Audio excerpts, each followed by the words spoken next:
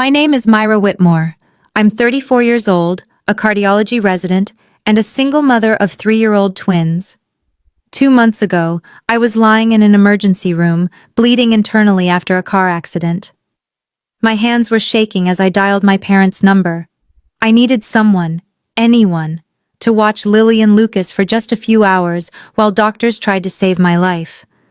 What I got instead was a text message in our family group chat that read, "You've always been a nuisance and a burden. We have Taylor Swift tickets with Vanessa tonight.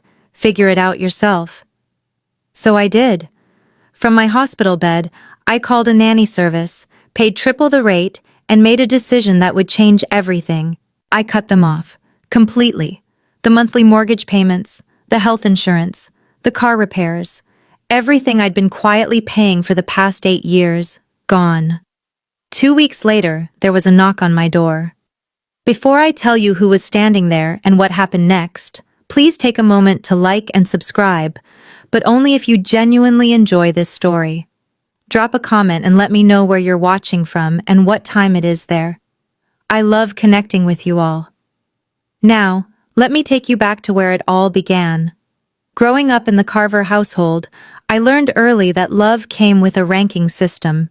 My older sister Vanessa was the star, always had been. She was 3 years older, effortlessly beautiful, and had this magnetic quality that made our parents light up whenever she walked into a room. When she announced she wanted to pursue fashion design, Mom cried happy tears. Dad called her our little visionary.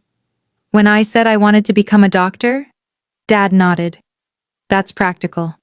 That was it. Practical. I told myself it didn't matter. I buried myself in textbooks, aced every exam, and clawed my way into one of the top medical schools in the country. 4 years of undergrad, 4 years of medical school, 3 years of residency, specializing in cardiology. The day I graduated from medical school should have been one of the proudest moments of my life. My parents arrived 2 hours late. "Sorry, sweetheart," Mom said, not quite meeting my eyes. "Vanessa had an emergency meeting with a potential investor. We had to drop her off first." No flowers, no celebration dinner, just a quick photo in the parking lot before they rushed off because Vanessa needed emotional support after her meeting. Compare that to Vanessa's first fashion show 3 years earlier. The whole family flew to New York, 5-star hotel, front row seats. Dad posted 17 photos on Facebook with captions like, "So proud of our talented girl." I got a parking lot photo and a lukewarm "Congrats, honey." I told myself it made sense. Fashion is competitive. Vanessa needed more support. Medicine is stable. I could handle things on my own. But what I didn't know then was that my parents' favoritism wasn't just emotional. It was financial. And I was the one footing the bill. It started 8 years ago, right after I finished medical school. Dad called me one evening, his voice tight with embarrassment. "Myra, we're in a bit of a bind. The mortgage payment is due, and things are tight this month. Could you help us out, just this once?" Just this once. I transferred $2,400 that night without hesitation. They were my parents. Of course I would help. But just this once became every month. The mortgage, then their health insurance premiums, $800 monthly, when Dad's company dropped their coverage, then the emergencies, the car repairs, the roof leak, the new furnace. I never said no, not once. When I got pregnant with the twins and their father walked out during my 5th month, I called my parents from the hospital after a scary bleeding episode. I was terrified, alone, desperate for support. "Oh, honey, we wish we could come," Mom said, "but Vanessa is so stressed after her show in Milan. She really needs us right now." They didn't come. Not for the birth. Not for the first month when I was barely sleeping, nursing 2 newborns while studying for my board exams. But the automatic transfers kept going out. $2,400 for the mortgage, $800 for insurance, whatever else they needed. I kept a spreadsheet. I don't know why. Maybe some part of me needed to see it in black and white.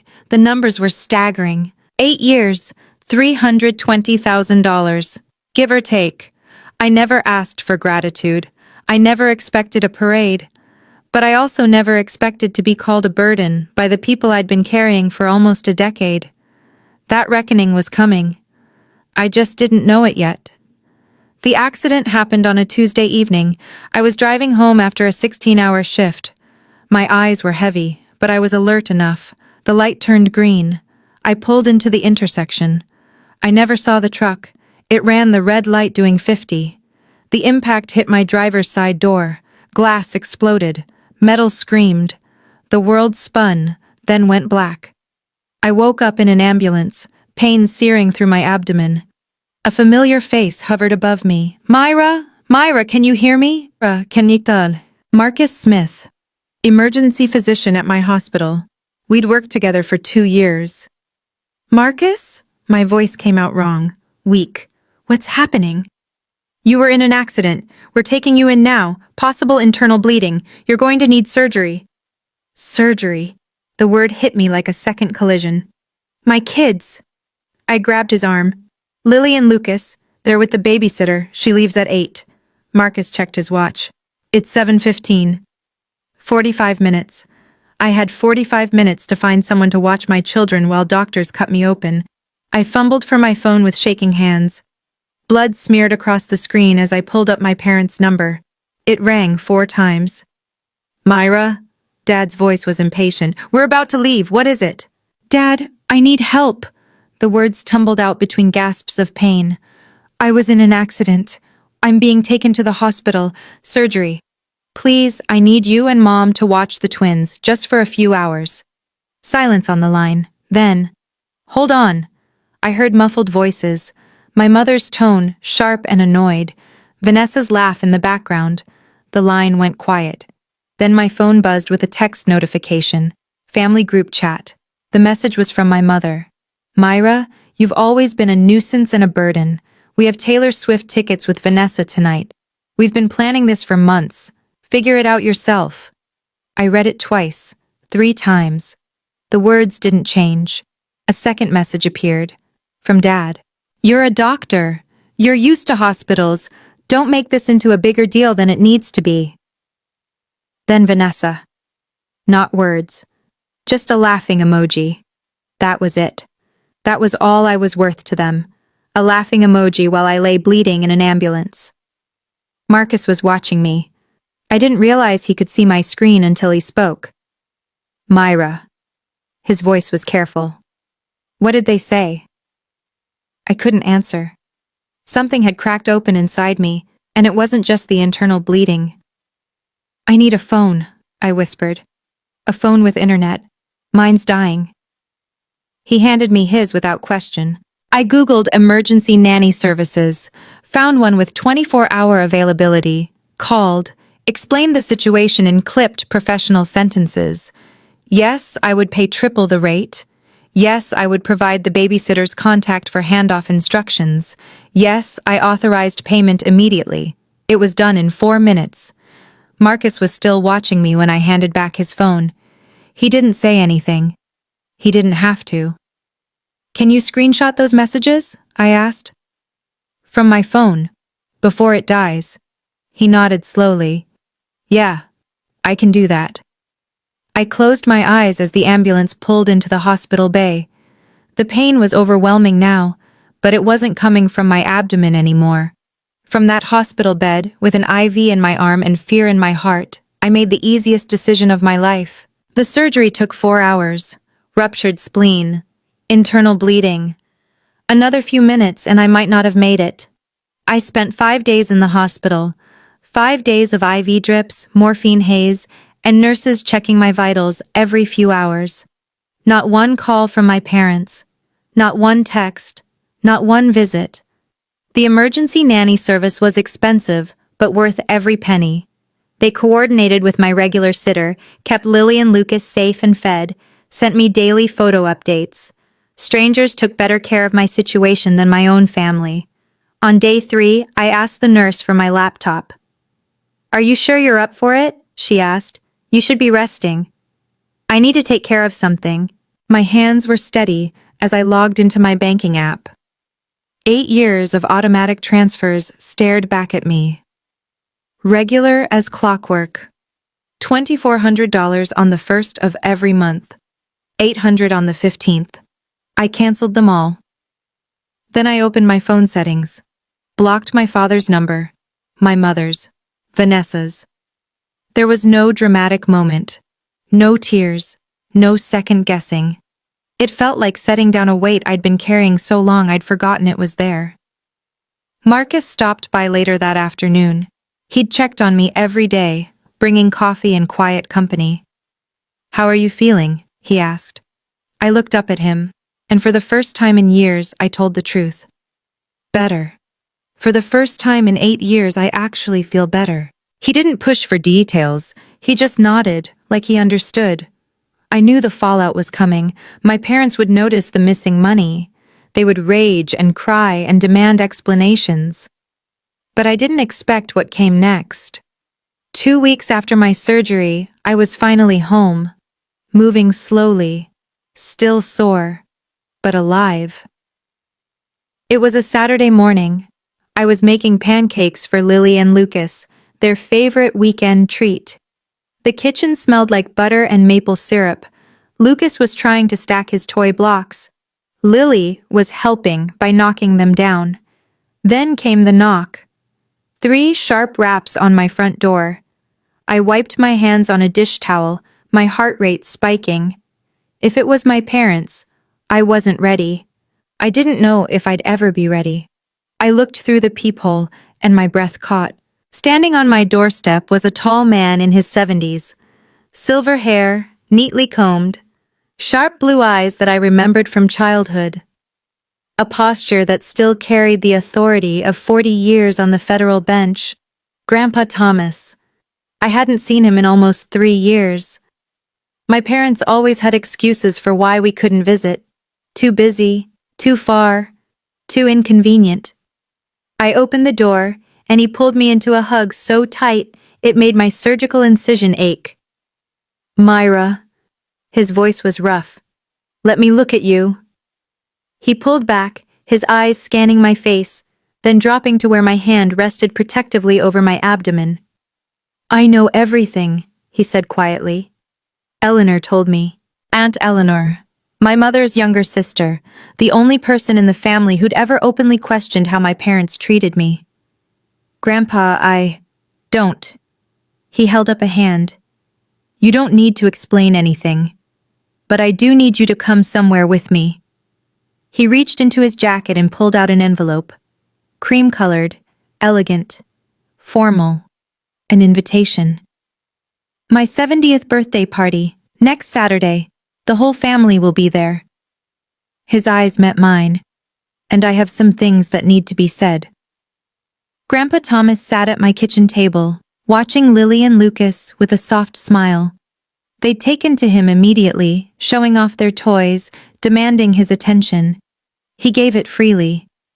"They look just like you did at that age," he said, same stubborn chin. I set down 2 cups of coffee and took the seat across from him. "Grandpa, how did you find out? About the accident? About everything?" "Eleanor called me the night it happened." He wrapped his hands around the mug. "She'd heard through one of your cousins, when she told me what your parents did." He stopped, jaw tightening. "I've watched this for years, Myra. The way Helen and Richard treat you versus Vanessa. I'm old, but I'm not blind." I stared at my coffee. I thought maybe I was imagining it, making it bigger than it was. "You weren't." His voice carried the weight of a man who'd spent decades separating truth from lies. "I was a federal judge for 40 years. I know how to read people. I know what favoritism looks like, what exploitation looks like." He leaned forward. "Tell me something. Do you still have records of the money you've sent them?" I nodded slowly. "Every transfer, 8 years." "Good." He sat back. "I want you to put together a summary. Every payment, every date, every amount." "Why?" "Because at my birthday party, in front of the entire family, I intend for the truth to come out." His eyes were steel.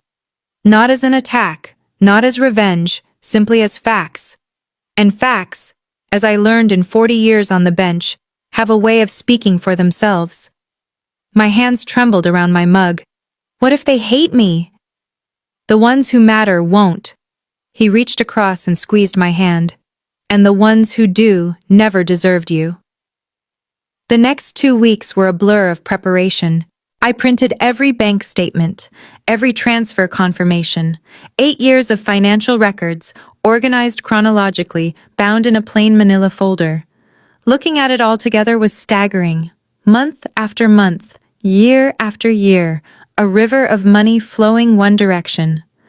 Aunt Eleanor came over 3 days before the party. She was 55, sharp-tongued, and had always been the black sheep of the family for refusing to pretend everything was fine.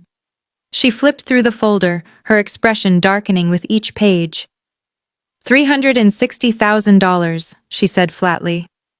Myra, do you understand what this is? I know. This is more than most people make in 7 years of full-time work. She set down the folder. And they called you a burden. I pressed my palms against the kitchen counter. I don't want to destroy the family, Aunt Eleanor. I just want them to see, to acknowledge what I've done. You're not destroying anything. She stood and put her hand on my shoulder. You're just stopping the lie. They built their comfortable life on your silence. You're not obligated to keep giving them that. I nodded, though my stomach churned with anxiety. What if everyone takes their side? Some might. Family is complicated. She shrugged. But your grandfather has a lot of influence, and more importantly, you have the truth. That evening, I got a text from a cousin I barely spoke to. Heard you and your parents had a falling out. Vanessa's been telling everyone you've been acting erratic since your accident. Just wanted to give you a heads up. I stared at the message. They were already spinning the narrative, painting me as unstable, preparing their defense before I even arrived. I hadn't wanted a fight, but it seemed they were bringing one anyway. Grandpa Thomas's house was a colonial estate on 3 acres of manicured land. White columns, wraparound porch, the kind of place that whispered old money and quiet authority. I pulled into the circular driveway, my hands tight on the steering wheel. Lily and Lucas were in their car seats, chattering about the big house and the balloons they could see through the windows. More than 40 cars lined the property. The whole family was here. I wore a simple navy dress, professional, understated. I wasn't here to make a scene. I was here to tell the truth. The folder was in my bag. Inside, the party was already in full swing. Waiters circulated with champagne. A string quartet played in the corner. Crystal and silver glinted under the chandelier light. I spotted them immediately. My parents stood near the fireplace. Dad in his best suit, looking distinguished. Mom in a cream-colored dress, laughing at something someone said. They saw me at the same moment. Mom's laugh died. Dad's face went rigid. For a long moment, none of us moved. Then Vanessa appeared. My sister glided over in a designer dress that probably cost more than my monthly student loan payment. Her smile was perfect. Her eyes were ice. Oh, Myra. She air-kissed my cheek. You made it. We heard about your accident. Nothing too serious, I hope? I met her gaze steadily. A ruptured spleen and internal bleeding. I almost died. Her smile flickered. Mom said it was just a fender bender. Mom wasn't there. I shifted Lucas to my other hip. None of you were. Vanessa's composure cracked for just a second. Then she recovered, patting my arm with false sympathy. Well, you look fine now. That's what matters. She drifted away, but I felt the first rumble of thunder. This was only the beginning. The attack came 30 minutes into the party. I was getting fruit punch for the twins when I heard Vanessa's voice, deliberately loud, carrying across the room. I'm so worried about Myra, honestly. She was talking to a cluster of aunts and cousins near the dessert table. The accident really affected her. She's been saying the strangest things. Cut off all contact with Mom and Dad for no reason. I kept my back turned, but every word landed like a small knife. Mom joined in, dabbing her eyes with a handkerchief. We've tried everything. Calls, texts. She won't respond. I think she's having some kind of breakdown. Poor thing, someone murmured.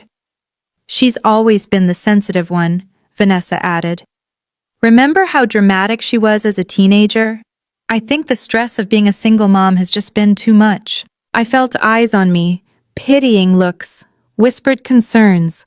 I said nothing, just handed Lucas his juice cup and smoothed Lily's hair. Aunt Eleanor appeared at my side, her voice low and furious. They've been laying groundwork all week, calling relatives, planting seeds. They know something's coming, and they're trying to discredit you first. I know. Are you okay? I looked across the room at my grandfather. He was watching the scene with an unreadable expression, a glass of whiskey in his hand. He gave me the smallest nod. I'm fine, I told Eleanor. Let them talk. The room quieted suddenly. Someone clinked a glass. Grandpa Thomas rose from his chair. At 70, he still commanded attention like the courtroom judge he'd been for 4 decades. Every eye in the room turned to him. Before we continue with the festivities, he said, his voice carrying effortlessly, I have a few things I'd like to say. The air changed. This was it. Okay, I need to pause here for a second.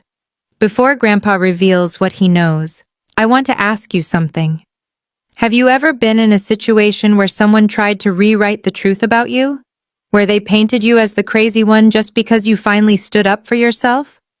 Drop a comment and share your story, or just type truth if you've been there. And if you're enjoying this, please hit that like button. Trust me, what happens next is worth staying for. Now back to the party. Before Grandpa could continue, my father stepped forward. Dad, wait! His voice was controlled, but I could see the tension in his jaw. Before you say anything, there's something the family should know. Grandpa raised an eyebrow. Richard? Dad turned to face the room, every inch the concerned parent. As many of you may have heard, my daughter Myra has been going through a difficult time. He gestured toward me with a sad smile. After her accident, she's been confused, distant. She's cut off contact with her mother and me completely. Mom stepped up beside him, still clutching that handkerchief. We've only ever wanted the best for her, she said, her voice trembling. But she's been spreading terrible lies about us, saying we abandoned her, that we don't love her. The room was silent. I felt 40 pairs of eyes boring into me. We've tried to be patient, Dad continued, but it's been heartbreaking. We gave that girl everything, everything. Vanessa added her piece from across the room. She's even been claiming we refused to help her during her accident, which is absolutely not true. There must be some kind of misunderstanding. Someone near me let out a sympathetic murmur. The poor things. I stood frozen. Lily had buried her face in my neck, sensing the tension. Myra! An aunt I barely knew approached me. Honey, is everything okay? Your parents are so worried about you. I opened my mouth to respond, but no words came. Then Grandpa Thomas's voice cut through the room like a gavel. Are you finished, Richard? The question was quiet, mild even, but every person in that room heard the steel underneath. Dad's confident expression faltered. I just thought the family should know. The family should know the truth, Grandpa interrupted. And I intend to give it to them. Grandpa Thomas walked to the center of the room. His gait was measured, deliberate. The walk of a man who had presided over hundreds of cases and never once lost control of his courtroom. I've listened to your concerns, Richard, he said. Helen, Vanessa, you've painted a very clear picture of a troubled young woman who's turned against her loving family.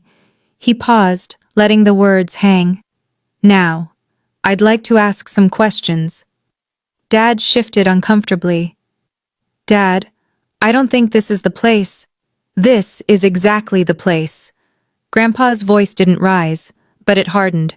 This is family, and families should know the truth about each other. He turned to my father. Richard, a simple question. Who has been paying the mortgage on your house for the past 8 years? The color drained from Dad's face. What? Your mortgage, $2,400 a month. For 8 years. Who's been paying it? We, Dad's eyes darted to Mom. We pay our own mortgage. Do you? Grandpa reached into his jacket pocket and pulled out a folder. My folder. Because I have here a complete record of bank transfers from Myra's account to your mortgage company every month for 96 consecutive months. A murmur rippled through the room. That's a misunderstanding, Mom stammered.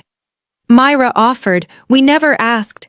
I'm not suggesting you held a gun to her head, Grandpa said calmly. I'm simply establishing facts. He opened the folder. Let me share some numbers with the family. I think they'll find them illuminating. Across the room, Vanessa had gone pale. Dad's hands were clenched at his sides. Mom looked like she might faint. And I stood there, holding my children, my heart pounding as the truth finally began to surface. 8 years, Grandpa Thomas read from the folder. Let's break it down. The room was utterly silent. Even the string quartet had stopped playing. Mortgage payments, $230,400. He looked up. That's the house Richard and Helen live in, the house they claim they pay for themselves. Someone gasped. Health insurance premiums, $76,800. When Richard's company dropped their coverage, Myra picked up the bill. He flipped a page. Car repairs, home maintenance, emergency expenses, approximately $45,000. Another page. Cash gifts and financial support for Vanessa's fashion ventures, $12,000. He closed the folder. Total, $364,200. Give or take. The silence was deafening. Aunt Eleanor stepped forward. For context, everyone, that's more than most people make in 7 years of full-time work. Myra did this while completing her medical residency and raising infant twins, alone. She offered, Mom's voice cracked. We never forced her. No one said you forced her, Grandpa replied. But I am curious. In 8 years of receiving this support, how many times did you say thank you? No answer. How many times did you visit her in the hospital after her twins were born? Still nothing. How many times did you show up for her? My mother started crying. Not the delicate, sympathetic tears from earlier, real ugly sobs. We thought she was fine, Dad said, his voice hollow. She never complained, she always managed. She managed, Grandpa repeated. Because she had to. Because you taught her that her needs didn't matter. An uncle near the back shook his head. Jesus, Richard. $360,000, and you called her a burden? Dad flinched like he'd been struck, but Grandpa wasn't finished. There's one more thing the family should hear, Grandpa said. He pulled out his phone, adjusting his reading glasses. 2 months ago, Myra was in a car accident, a serious one. She was bleeding internally and being rushed to emergency surgery. From the ambulance, she called her parents. Her children were home with a babysitter who was about to leave. She needed someone to watch them for a few hours. He paused, looking directly at my parents. This is the text message she received in response. From Helen. I'll read it exactly. He cleared his throat.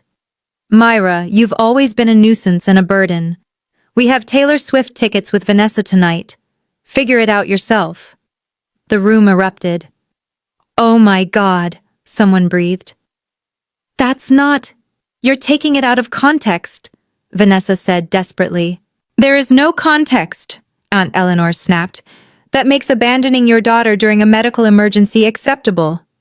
We didn't know it was serious, Dad shouted. Did you ask? Grandpa's voice cut through the chaos. Did you call her back? Did you come to the hospital? Silence. The answer, for those wondering, is no, no, and no. A woman I recognized as a distant cousin stepped away from my parents, her face twisted with disgust. Several others followed. My mother was sobbing uncontrollably now. I didn't mean it like that. I was frustrated. I didn't think... You didn't think your daughter might die, Grandpa finished, because you never thought about her at all. He turned to face the room. I'm not asking anyone to pass judgment. I'm simply presenting facts. What you do with them is your own choice. He looked at me, finally, his eyes